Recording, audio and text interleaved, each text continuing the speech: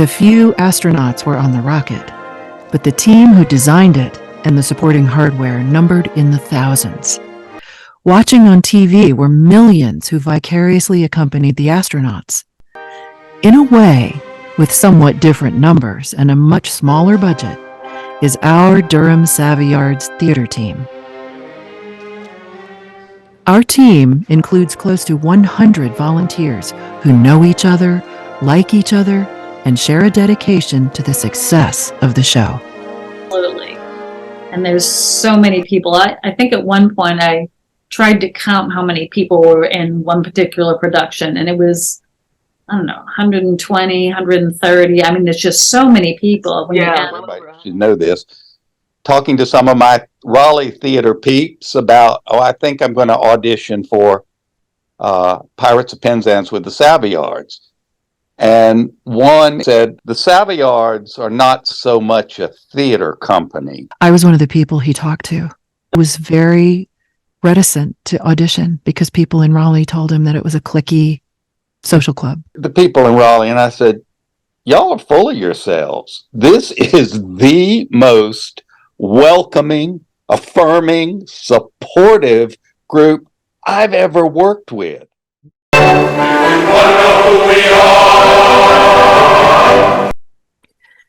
The Durham Savoyards has a canon of 13 operettas written by W.S. Gilbert and Sir Arthur Sullivan. Think about it. We're coming up, we're at 60 years now, and that's really remarkable for any volunteer organization. We've shown one of these operettas every year for 60 years. We may repeat a few. You may have seen Pirates of Penzance or The Mikado, but now we'll take you backstage to learn how the Savoyards make it all happen. Take a look at a scene from one of our performances, say HMS Pinafore. Notice the detailed stage, the design and the creation of the costumes, the music played by the orchestra and the performances by the actors. This and a lot more goes into producing a show. This video will let you peek into the process and meet the people that make it happen. Let's put on a show. Our show starts with the president and the board. What are the responsibilities of the president? The president's position has the broadest overview of everything that's going on, is in a lot of communication with the producer, certainly the business manager. So, it's sort of with FDR, right? The buck stops here. Marshaling the troops to do the paperwork that's necessary for the Durham Arts Council. We all remember that with maybe not the greatest fondness because it was a lot of paperwork we had to submit. President and everybody are the people very directly involved in the production, on stage, just sitting around making decisions. They got their feet on the ground.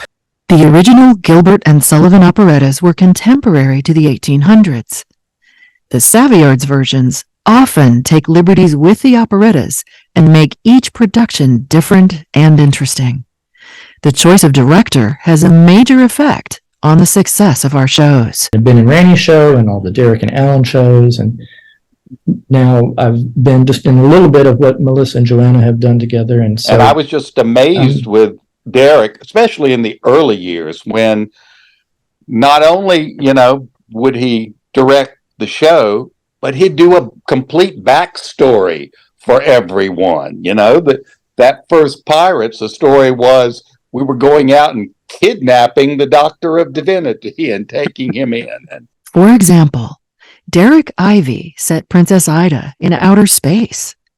The music stays the same, but the costumes and scenery can range from the original days of GNS to way in the future. So I worked with Ben Keaton and Randy Umberger my first year, and then Derek Ivey my second year. So I was present for that transition. Obviously, Derek he's just an amazing director. How are finances a factor? I think one of the hardest decisions that we had to make while I was on the board, if not the president, was to cancel the second weekend of performances. White Sullivan, who was the business manager back then, telling us that, the numbers just don't add up. We can't keep paying to keep the Carolina Theater dark for a whole week. It sounds like everything goes well, but did you ever have a problem? The one thing I remember my big screw up, and I'm going to admit this right now, was the year that the only time we could get the Carolina Theater, and part of it was, when can we get the theater? Yeah. It was during Passover, and I had to say, okay, we're doing it during Passover. And it hurt people. One disastrous incident was thankfully avoided. Charles Guidry had the foresight to realize that the roof on that place was going to fall in sooner rather than later. Moved right before the roof fell in. We know what an actor does and what a director does. What are your responsibilities as a producer? The short answer I give people is find people to do the things, make sure that they're doing all of the things, and take care of anything that doesn't get covered by somebody else. People just come in and know what to do, and they help you as producer pull everything together. And there's so many insanely talented people, whether it's Evelyn McCoy with her ability to do, graphic design that's amazing. The various mini costumers we'd had, in my tenure, the folks over at the warehouse was going to the warehouse and just talking to people, hanging out in the hall at rehearsal and talking to people and, finding out if there's any issues as they're starting to come up so they can get resolved. What are some of the most difficult issues you had to resolve? One of the worst things was a couple of years ago now, last year, when our lighting designer quit the morning we moved into the Carolina Theater. The scariest thing, we had an actor who hardly ever missed a rehearsal and never missed a performance, was called to be an expert witness at a trial in Georgia the week of the show. It is 10 minutes before curtain up. And Randy and I are having this discussion in the hall, and I'm saying, half the women don't have their costumes, including Mabel. I think we're just going to have to tell everybody to go on stage in what they have. And as Timmy said, that would mean she was going on stage in her tights and everything, and her Winnie the Pooh t-shirt. Showed up finally, I think it was like 5 to 10 minutes before the curtain went up. And of course, by that time, everybody was freaked. This is all Kathy Register's fault, so I'm going to go on record blaming her. She said, we work with this group called Durham Savoyards, and they do Gilbert and Sullivan shows every year, and they really need a costumer. Hey, if I tell them that they can contact you to talk about it. Kathy told us about the costumes not arriving the year before. That probably explains a lot of the early years, people saying, is my costume ready? Is my costume ready?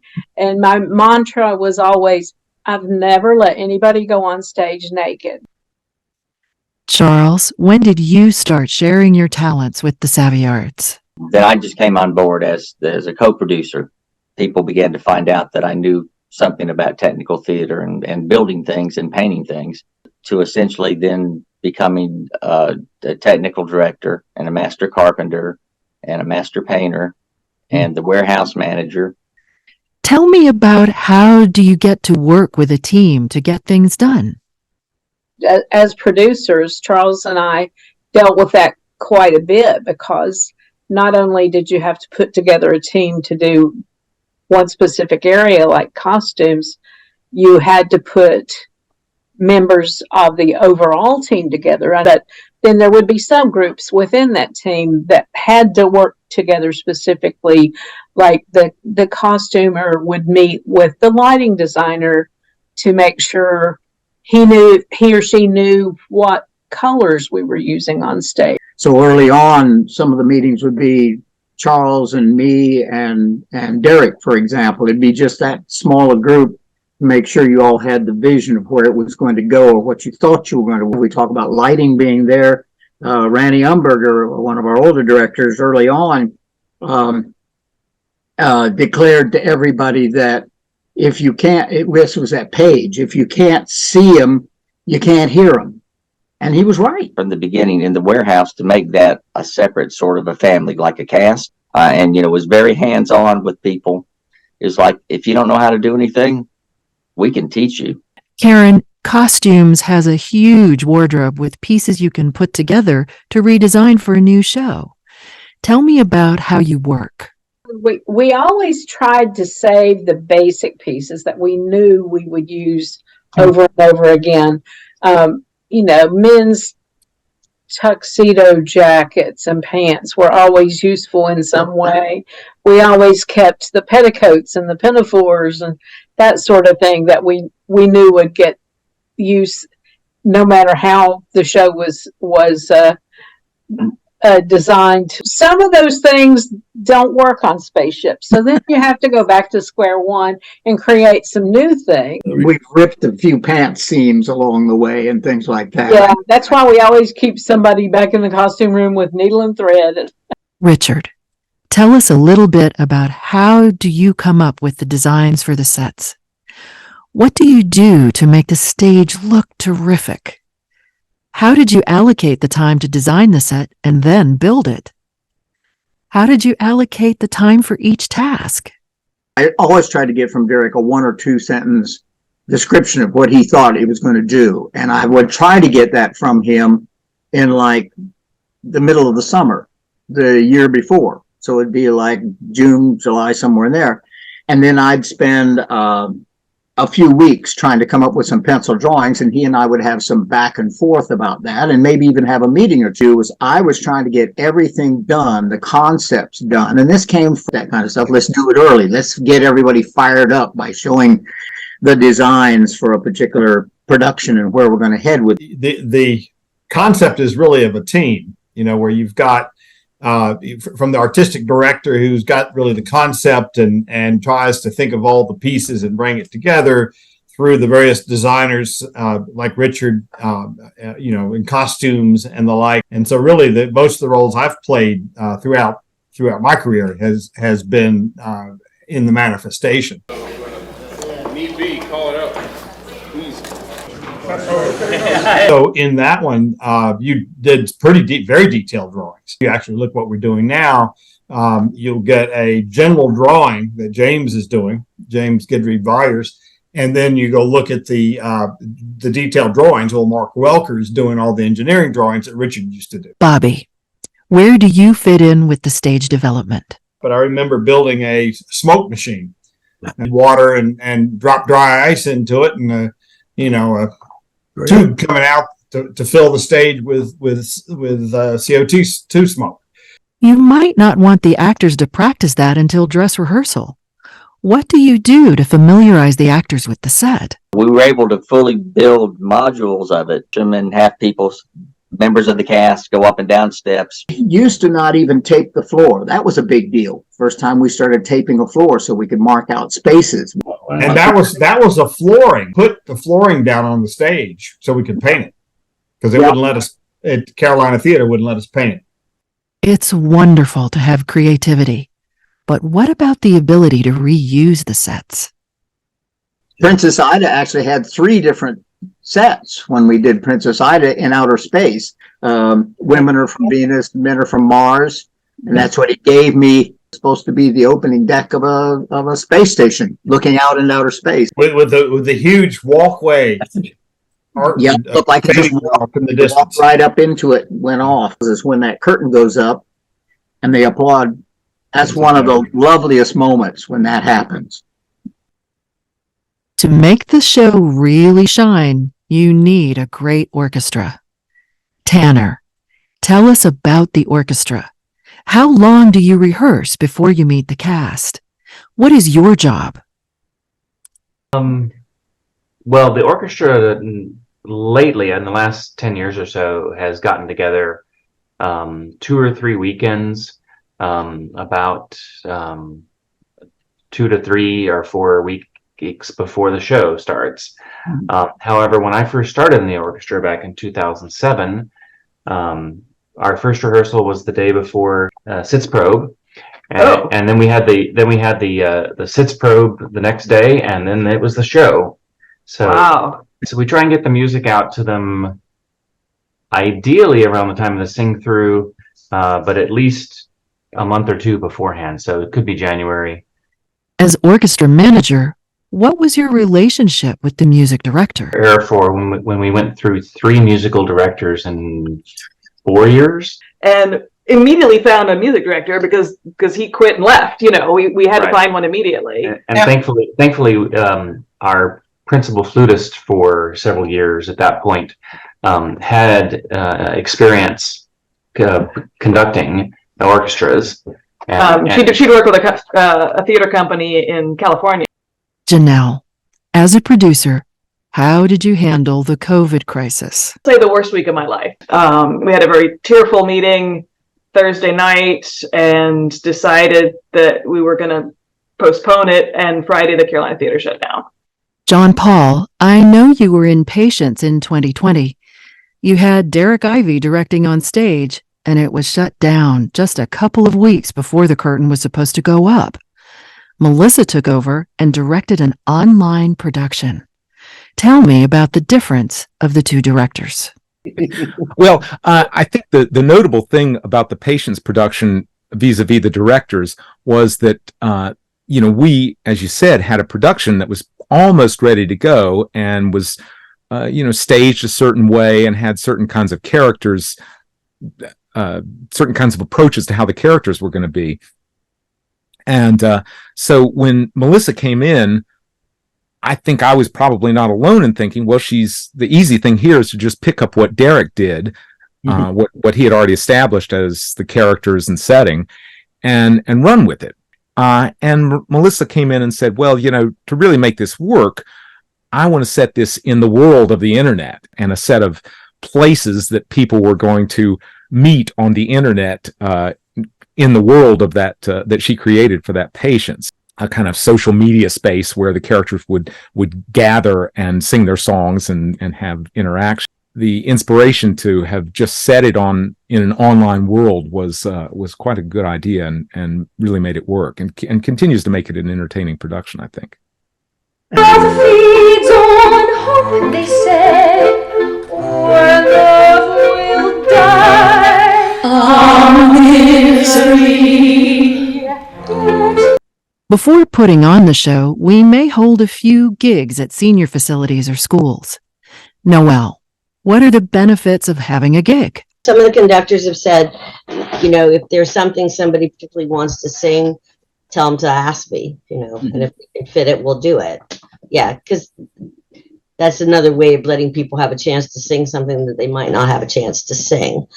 Now it's time for everyone to get to work. Got involved in Durham Savoyards actually with The Sorcerer in 2001 while I was still in high school. And the last few years I've been doing props for them.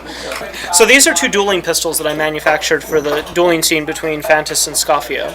This is the popper that we have it takes the place of a Christmas cracker for the show. The warehouse will be buzzing with volunteers, some experienced carpenters and scenic artists, and others who will learn as others show them.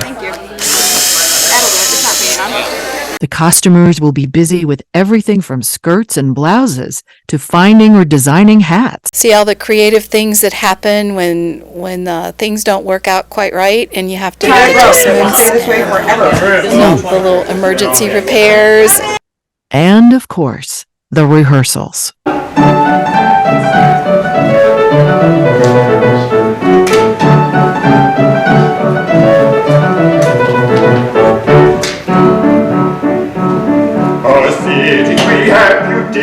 Richard, when you mentioned that, I think one of the things that I've always liked about the Savoyards is that we have always been very strong about we don't have divas. Now, sometimes we have people who want to be divas, but they are very discouraged from being divas. Lastly, the Zitz probe, a sing-through of the entire show with the orchestral accompaniment.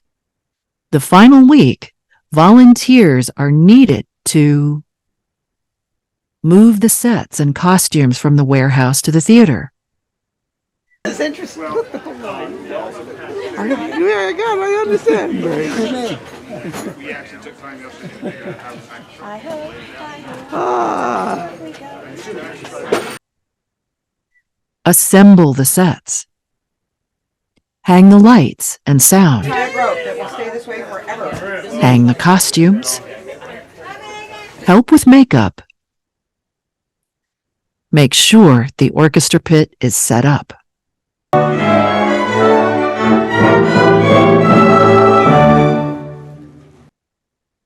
When, hopefully, everything is in place, we hold a final dress rehearsal.